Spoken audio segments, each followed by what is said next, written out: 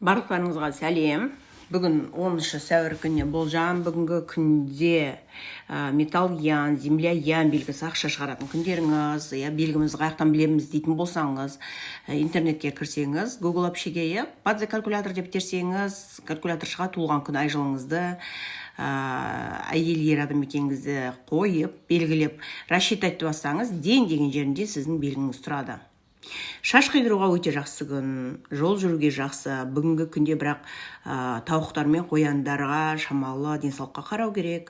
Бір-бірімен біреулермен мүмкін ұрсуға болмайды. Март айында туылғандар, сентябрь айында туылғандар, тауық жылғылар, қоян жылғылар байлаймыз.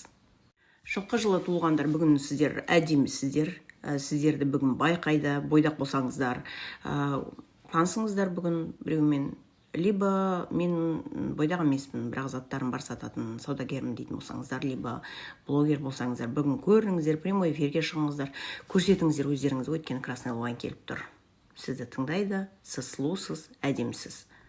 Октябрь айында туылғандар, дәрігерге көрінген жақсы, ноябрьдің 7-сіне дейін туылғандар, бүгін ем алған сіздерге жақсы дәрігерден жолдарыңыз болады. Агониян, агонь ең белгісі асыл адам келіп тұр. Бүгін көмек сұраңыздар, міндетті түрде көмек беріледі, көмек періштелеріңіз қасыңызда. Күндеріңіз сәтті өтсін.